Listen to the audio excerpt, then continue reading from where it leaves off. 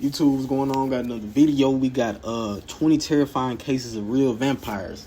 If you seen the recent movie The Sinners, you know why I'm watching this shit. Don't invite these niggas in your home, dog. Nigga asked to come in my house. Asked, can I invite them in? I'm like, what you need an invite for, nigga? You already been here before. Why you gotta ask me to come inside? Killing his ass with the damn steak right there. As soon as he asked that stupid ass question. Because why are you asking me to come inside of my house when you've been in my house before? You need an invite because your ass a vampire. You finna die. I'm gonna get the garlic juice, splash it on that nigga, burn his fucking face off. Anyway, let's get into the video. These is real encounters with vampires. Let's see about this shit. It starts in Eastern Europe in sort of medieval times. And it starts because people totally misread and misunderstand what happens to a body when it decomposes after death. Throughout history, there have been chilling tales of real-life vampires, creatures of the night who seemingly defy the natural order. Milo, 25 years old, also showing signs of the condition of vampirism mentioned. From brutal murders to eerie sightings and unsolved mysteries, these horrifying cases blur the line between myth and reality. I am a vampire. I do consume human blood. There is a real live community that exists. Whether driven by obsession, bloodlust, or inexplicable forces, these stories continue to haunt us. Join us as we explore some of the most terrifying cases of real vampires throughout history. Real life vampires, Almost as my boy. if they deliberately placed them there to make sure that the body could never rise up again. The Vampire of Highgate Cemetery, 1970s.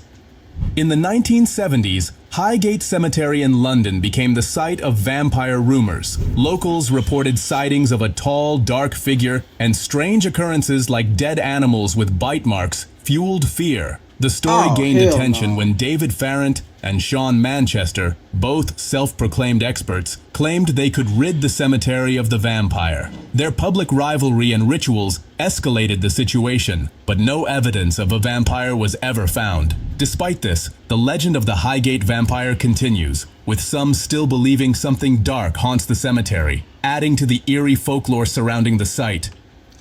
Do y'all believe in vampires is a question. If you believe in vampires, put that shit in the comments. I think vampires are actually real though, bro. It's no way they can't. There's so much stuff in the world, bro, in the universe. It ain't no way them niggas don't exist somehow. It's just another form of the devil, just on some bite your shit. You know what I'm saying? Turn you into one of them.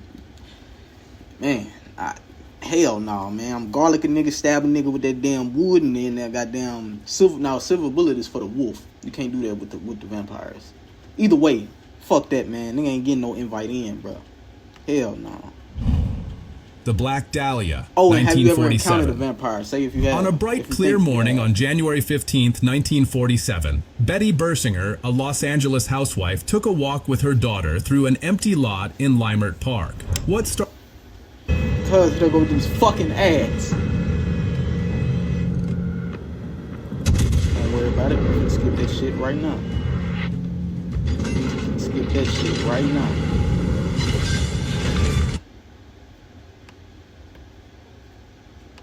Skip that Started shit. as an ordinary day turned into a nightmare when they stumbled upon what Betty initially thought was a discarded mannequin. But as they approached, Betty quickly realized this was no mannequin. It was the dismembered body of a woman. Damn. The victim was identified as 22-year-old Elizabeth Short, who would soon become infamous as the Black Dahlia. Elizabeth's body was found severed into two perfectly arranged parts, with the gruesome detail that every last drop of blood had been drained from her body. This discovery horrified the public and ignited widespread media frenzy. Despite a massive investigation, the Black Dahlia murder remains one of the most notorious unsolved crimes in history. To this day, the true identity of her killer is a mystery, and the case still haunts Los Angeles, reminding us of the darkness that can hide in plain sight. Check out this intriguing image that has recently surfaced online, that nigga ugly, showing boy. what Look appears at to this nigga face, man. If that's what vampires look like, keep that shit far away from me, my nigga. Hell nah, nigga look like he eat people. What he do? He a vampire. Nigga also look like he don't brush his shit.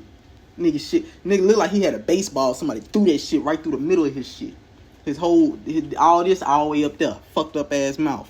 Don't come get me though. I know you're to be a vampire-like creature. The photo was reportedly taken by a man who ventured into an abandoned building. While the authenticity of the image hasn't been verified, it certainly sparked curiosity. shit, y'all. What do you think? Share your thoughts in the comments.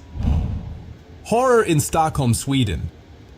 In 1932, Stockholm, Sweden was shaken by a horrifying and unsolved murder that still haunts people to this day. The victim was 32-year-old Lily Lindstrom, a Lily. prostitute whose death took a dark Lily and look like a gruesome man a turn. little bit. Her body was discovered several days after her demise, naked and lying face down in her apartment. Damn, her ass skull out. had been violently crushed by repeated blows, leaving behind a scene that spoke of pure savagery. But the most chilling detail of all was that nearly all of her blood had been drained. Traces of saliva were discovered around her neck, suggesting something far darker than a typical murder. But the true horror didn't end there. Beside her lifeless body was a blood-stained ladle, which police determined was used by the killer to drink her blood. This gruesome act not only shocked the public, but also led to a mystery that remains unsolved even now. The haunting image of Lily's final moments has kept this case alive in the shadows of history, and questions still linger about who could commit such a terrifying crime.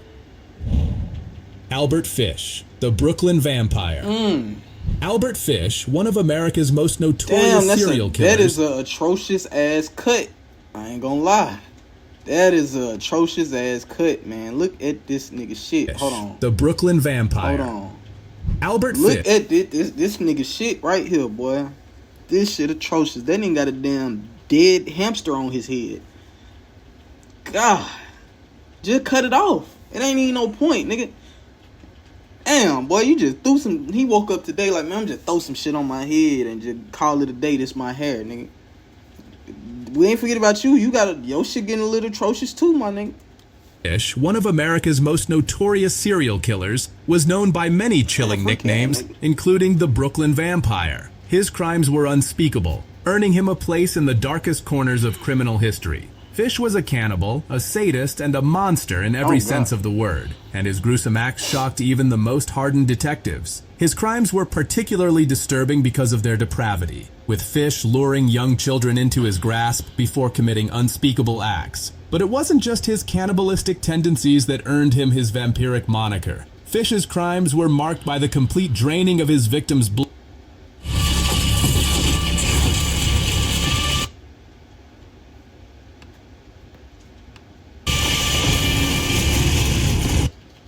And his thirst for pain and suffering seemed endless. His name has since become synonymous with true horror, serving as a reminder that some of the most terrifying monsters in history were, in fact, real. Fish's story reveals a chilling truth, that sometimes the monsters we fear aren't the ones we imagine, but the ones who exist in the shadows of our society. The Case of Kiss, 1877. Born in Hungary in 1877, Kiss is one of history's most elusive and terrifying serial killers. His death toll is believed to be at least 24 women, though the true number may be higher. Kiss's method was chillingly methodical. He would correspond with women, gain their trust, and once they were vulnerable, he would strike. He had a twisted obsession with preserving his victims, often using their own money to buy gasoline drums, in which he would pickle their bodies. But what made his crimes even more macabre were the... He would pickle their bodies. This nigga is deranged and strange, man. Pickling humans is crazy. Niggas pickle a lot of shit, but I ain't know they pickle humans. This nigga say he wanted to pickle people. Unmistakable signs of vampirism left behind on his victims. Each body had puncture marks on its neck, and like the others in this list, they were all drained of blood. Kiss was never caught, and his dark legacy lives on in the fear he inspired. His story serves as a grim reminder that the worst monsters often hide in plain sight, concealed behind the facade of normalcy. Damn. The Case of Peter Blagojevich, 1725. In 1725, the village of Kiova, in what is now modern-day Serbia, was gripped by fear when rumors began to spread that one of their own, Peter Blagojevich, had risen from the grave as a vampire. Before his death, Peter had been an unassuming peasant, living a simple life. But after he passed away, a series of unexplained deaths occurred in the village, and the locals began to whisper about the possibility of him being a vampire. Fearing the worst, the villagers exhumed Peter's body, and what they found sent shockwaves through their community. Instead of a decayed, lifeless corpse, they found Peter's body appearing almost as if he were asleep, his skin flushed, his limbs still supple, and his mouth filled with what looked like fresh blood. This discovery Peter was getting out enough the to grave, convince the boy. villagers that they had uncovered a true vampire. In a panic, they staked his body through the heart, and when they did, fresh blood poured from his corpse, confirming their worst fears. This terrifying event became one of the most chilling examples of vampire folklore coming to life. That's so the shit real life real, bro. This man was actually a vampire. Kill his ass. Fritz Kill his Harman, ass. the Vampire Yeah, of no, Hanover, fuck that. 1918-1924.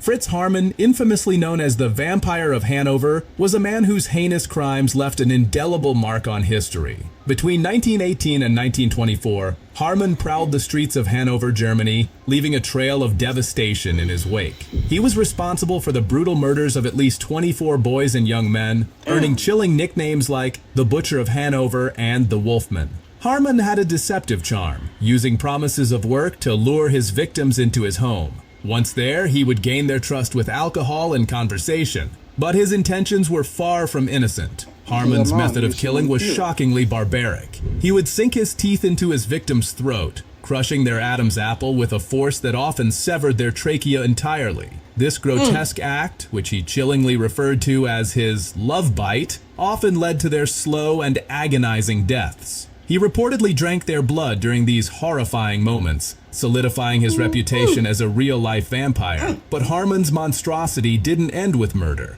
After killing his victims, he meticulously dismembered their bodies, a gruesome process that often took him 2 days. The remains were discarded in rivers and fields around Hanover, where they would eventually be discovered, sparking public panic. That's what this nigga Playboy Cardi want to be, a vampire? You know what I'm saying? Y'all really think about that. Grown ass man talking about he a fucking vamp. And this type of shit they vampires do, my nigga. Think about that shit, man. Think about The that shit. breakthrough in the case came when hundreds of human bones were found in the Lina River. Stop using ChatGPT and Google. Bruh, Trust me when I hate tell you this your nigga, professor's man. going to notice you use ChatGPT for your research. Wow. Investigators, following clues and suspicions, searched Harman's home. Inside, they found a collection of clothing and personal belongings that had once belonged to his victims. The evidence was damning, and Harman was arrested. During his trial, Harman confessed to his crimes in chilling detail, claiming he had killed up to 70 people. However, he was convicted of 24 murders 70 is and a- sentenced to death. 70 people. On April 15, He is 1925, in Harman fire met right his now. end by beheading, an execution method chosen to reflect the severity of his crimes. Even in death, Harman's story didn't end. Sections of his brain were removed for scientific study, as researchers hoped to understand the mind of a killer. Preserved in formaldehyde for decades, his brain became a macabre relic until it was finally cremated in 2014. To this day, Harman's gruesome acts continue to haunt history, his legacy cemented as one of the most terrifying killers to ever live. The lesbian vampire killer, Tracy Wigginton, God. 1989. Tracy Wigginton's name is She looked etched in the Look Australia. at that face. That's a face only a mother could love. Look at that face. God. She bite people too. And she do. She a vampire.